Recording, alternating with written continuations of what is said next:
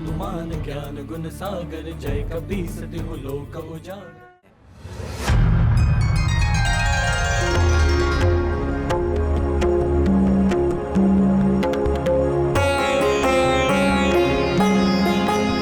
लीजिए पितामह, आपके लिए। सौभाग्यवती भव।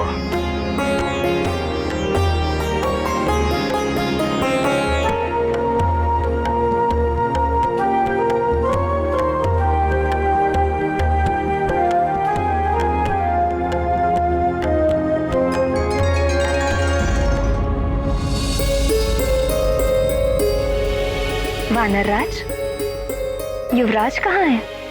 यही तो है, अभी तो लिटाया मैंने।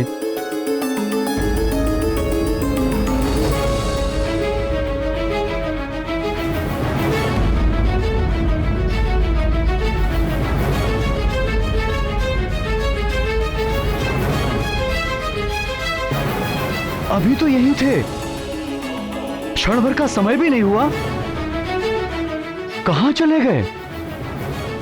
किसी ने मेरे लाल को देखा क्या? कहां जा सकता है? किसी ने तो लिया होगा, अदृश्य तो नहीं हो सकता। देखिए कहीं पलंग से नीचे तो नहीं गिर गया।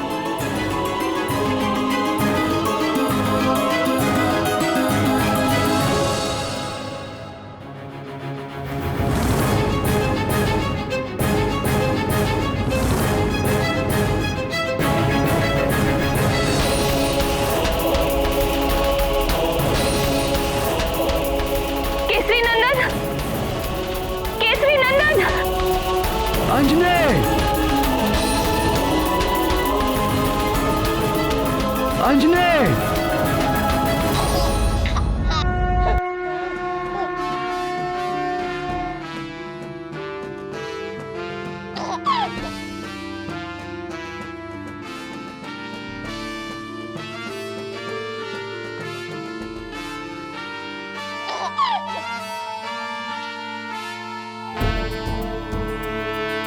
जय हनुमान ज्ञान गुण सागर, जय कपीस तिहु लोक उजागर। राम दूत अतुलित बल धामा, अंजनी पुत्र पवन सुत नामा।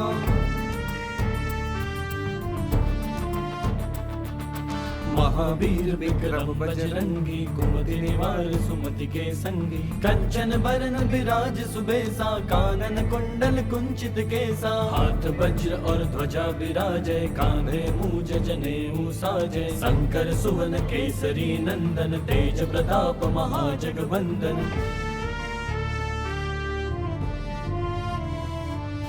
विद्यावान गुणी अति चातुर, राम काज करिबे को आतुर। प्रभु चरित्र सुनिबे को रसिया, राम लखन सीता मन बसिया।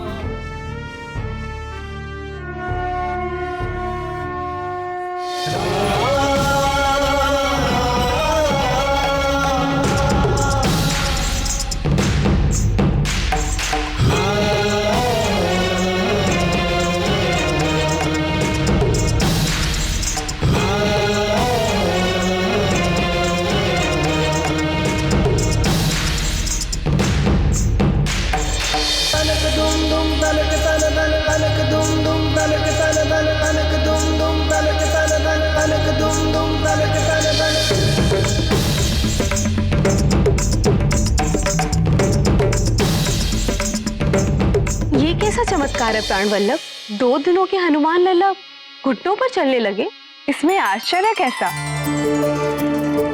हमारे श्याम सुंदर ने भी जन्म से 6वें दिन ही राक्षसी पूतना के प्राण खींच लिए थे। आंखें जो देखती हैं और जिसे सत्य मानती हैं, वो अधिकतर एक भ्रम होता है। सर्वव्यापी भगवान शंकर अपनी 8 मूर्तियों के रूप में इस जगत के हर तत्व में वास करते हैं।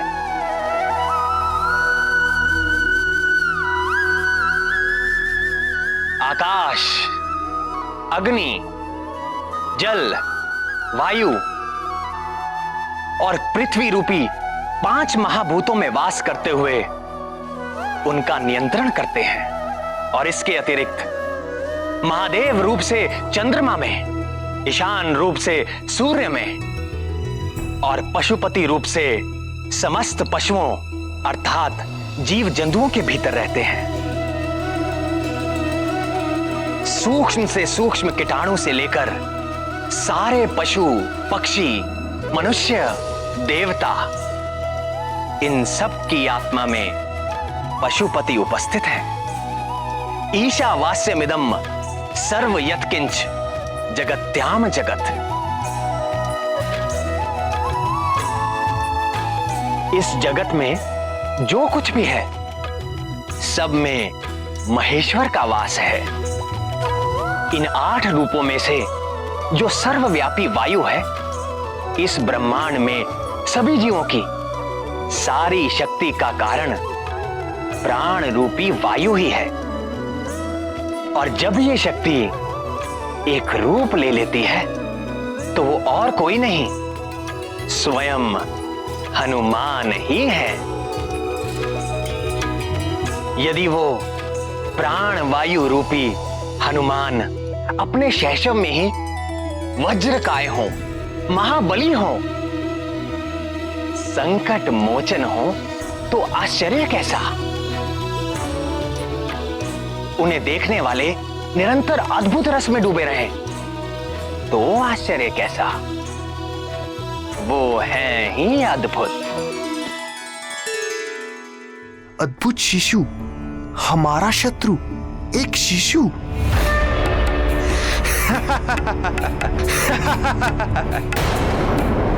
वाली भैया, मुझे आपसे ये आशा नहीं थी।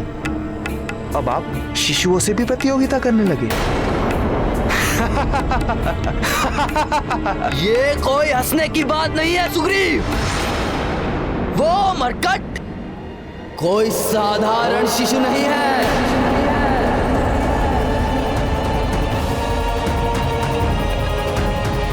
वो शिशु है, किंतु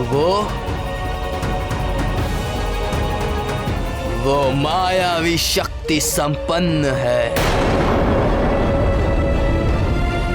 मायावी है तो भी न जाने कितने यक्ष राक्षस आदि घूमते रहते हैं, सब तो हमारे शत्रु नहीं हो जाते। और फिर एक शिशु।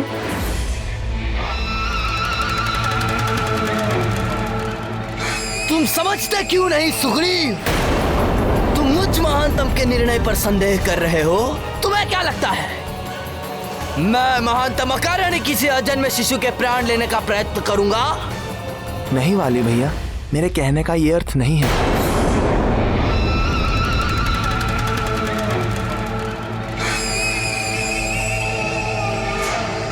तो क्या अर्थ है? क्या किसी विष भरे सपोले को इसीलिए पालते रहना चाहिए कि वो अभी शिशु है, नवजात है? अरे मूर्ख, बुद्धिमान तो वही है जो विष वृक्ष को बढ़ने से पूर्व ही उसे जड़ से उखाड़ के फेंक दे। वह मरकट हमारे किष्किंधा राज्य और परिवार को ग्रसने वाला राहु है। यदि हमने उसका नाश नहीं किया तो वो हमारा विनाश कर देगा।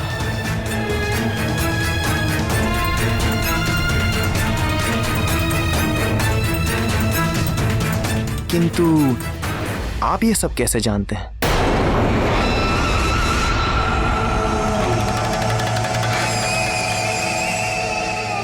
स्वयं देवर्षि नारद जी ने मुझ महानतम को यह सूचना दी।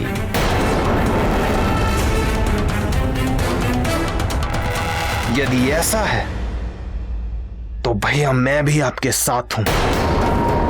किष्किंधा की रक्षा के लिए मैं अपने हाथों से उसकी जीवन लीला का अंत करूंगा।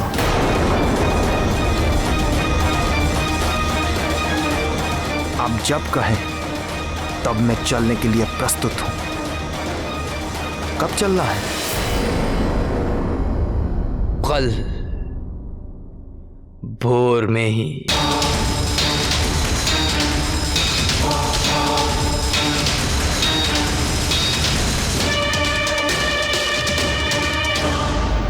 गजाननं भूतगणादिसेवितं गजाननं भूतगणादिसेवितं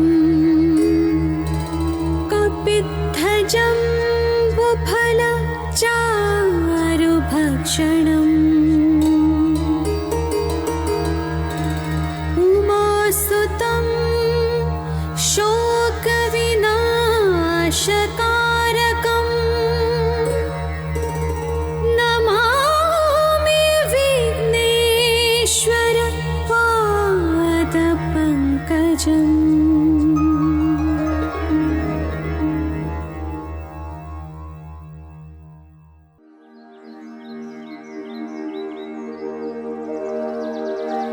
पृथ्वी सगन्धा सरसास्तथापः स्पर्शश्च वायुर्ज्वलनः सतेजः नभः सशब्दं महता सहैव यच्छन्तु सर्वे मम सुप्रभातम्।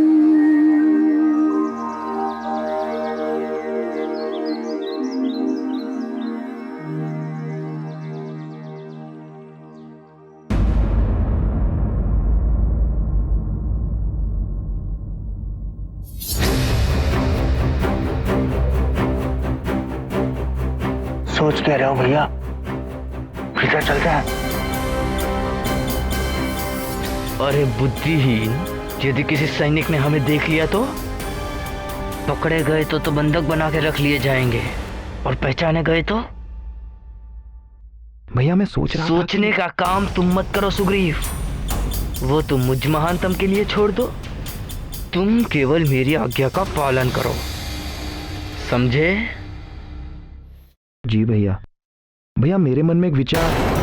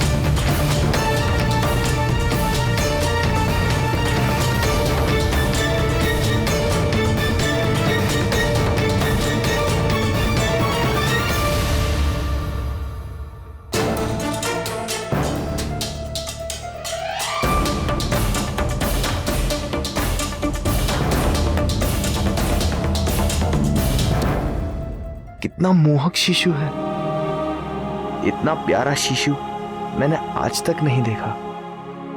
प्यारा शिशु? अरे मूर्ख, ये वही मरकट है, हमारा शत्रु, किष्किंधा का शत्रु। किंतु भैया वो मरकट नवजात है, कुछ दिन पूर्व ही जन्मा है, किंतु ये तो 5-6 मास का दिख रहा है।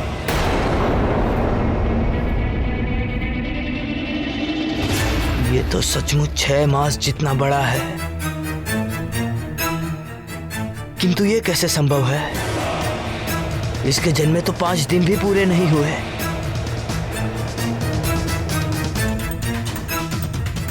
कोई और होगा हमारा शत्रु, ये तो कहीं से भी दुष्ट नहीं लगता। ये तो कितना शांत है, इसे तो देखने से ही मन में आनंद सा उठता है। ये वही शिशु है, मुझ महानतम से ये भूल नहीं हो सकती। किंतु भैया किंतु कुछ नहीं, तू जानता नहीं, ये दुष्ट बड़ा ही भयानक मायावी है। मायावी? मुझे तो नहीं लगता। जब तक प्राणी का कर्म शुद्ध नहीं रहता तब तक उसकी बुद्धि अशुद्ध रहती है। वो सत्य को सामने देखकर भी देख नहीं पाता। उसके कल्याण का मार्ग बार बार उसके सामने आता है, फिर भी वो उसका चुनाव नहीं कर पाता। समझाने वाले को वो अपना शत्रु समझता है और अंत में अपने सर्वनाश को प्राप्त हो जाता है। विनाश काले विपरीत बुद्धि। वाली परम संत हनुमान को बार बार देखकर भी उससे शत्रुता करता रहा और अपने अंत काल तक ऐसे ही भटकता रहा। कर लिया लल्ला ने स्नान, अब कर लीजिए थोड़ा ध्यान।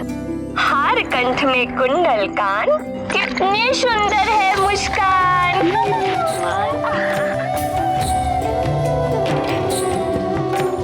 महारानी जी, आप कुछ खा लीजिए। जब तक युवराज का अन्नप्राशन नहीं हो जाता तो उनके लिए भी आपको ही खाना होगा ना। अरे हाँ, फिर तो हमें बहुत सारा खाना होगा।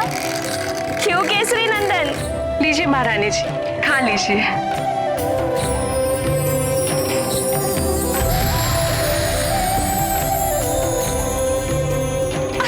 नहीं नहीं नहीं, अभी नहीं। ढाई माँ आप भी खाइए ना। अभी नहीं, अन्नप्राशन के बाद।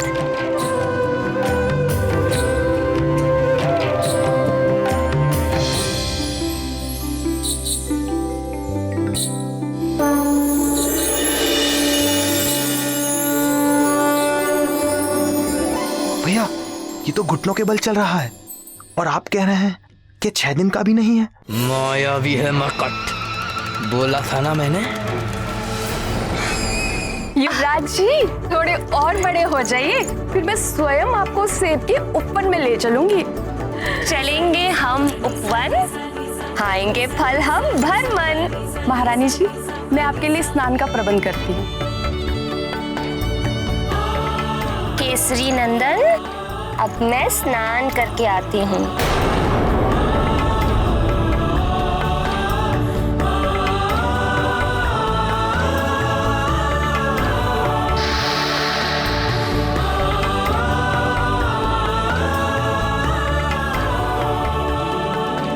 अब माँ जा रही है करने स्नान और आप कीजिए कुछ क्षण आराम। चलो चलो लेट जाओ।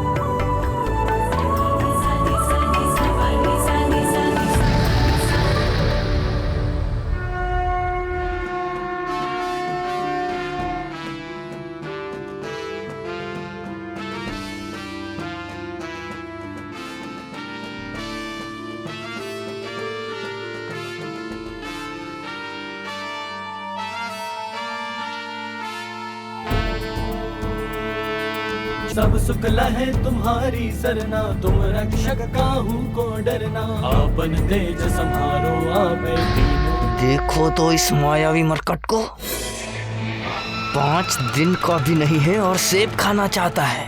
किंतु भैया,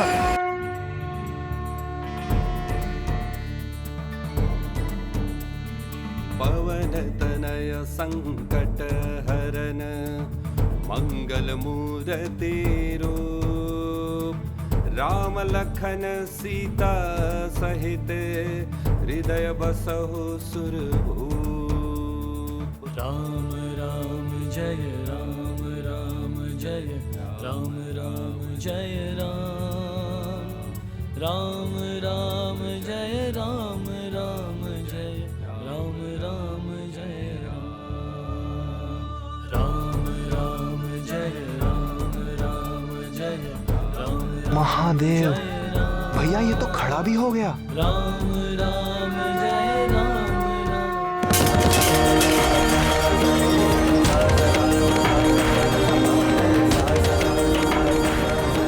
ये तो सच में चमत्कारी शिशु है। चमत्कारी नहीं, मंदबुद्धि,